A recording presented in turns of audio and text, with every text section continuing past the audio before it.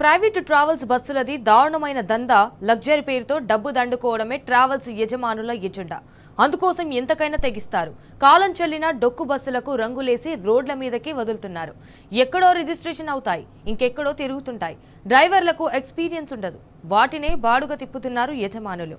ఇదిగో ఇలా ఏదో ఒక ప్రమాదం జరిగినప్పుడు జనం అన్యాయంగా బలైపోతున్నారు.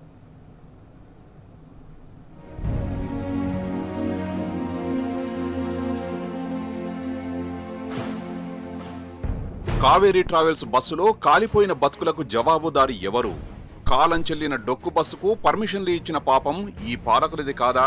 ఫిట్నెస్ లేని బస్సులు రోడ్ల మీద రౌడీల్లా తిరుగుతుంటే రవాణా శాఖ ఏం చేస్తున్నట్టు? కర్నూలు దగ్గర జరిగిన ప్రమాదంలో 21 మంది ప్రయాణికులవి సర్కారీ హత్యలు కాదా? కావేరీ ట్రావెల్స్ యజమాని మీద రవాణా శాఖ అధికారులపైన బిఎన్ఎస్ సెక్షన్ 100 కింద కేసులు నమోదు చేస్తే తప్పేంటి? పర్మిషన్ల గడువు ముగిసినప్పటికీ దర్జాగా ట్రిప్పులు కొడుతున్న దుర్మార్గులకు ఏం శిక్ష విధించాలి?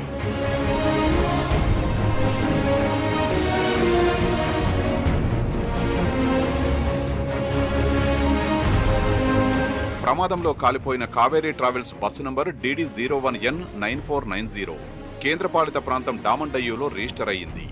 మరి అక్కడ రిజిస్ట్రేషన్ చేయించి ఇక్కడెలా తిప్పుతున్నారు? ఎవరు అనుమతి ఇచ్చారు?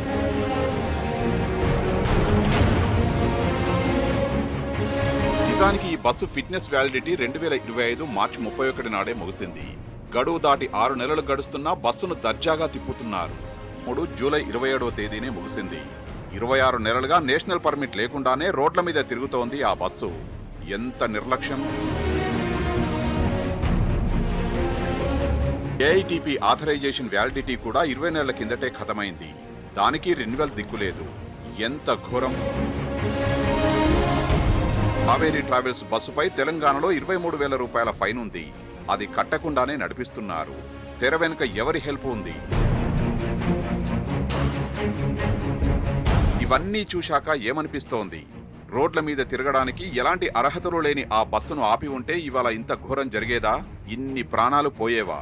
ప్రమాదాలు జరుగుతాయని తెలిసి ఫిట్నెస్ లేని బస్సుకు పర్మిషన్ ఇచ్చారంటే ఇది కల్పబుల్ హోమిసైడ్ కిందికి రాదా? ఈ ఘోరానికి రవాణా శాఖ అధికారులు, రవాణా శాఖ మంత్రి రెస్పాన్సిబుల్ కాదా?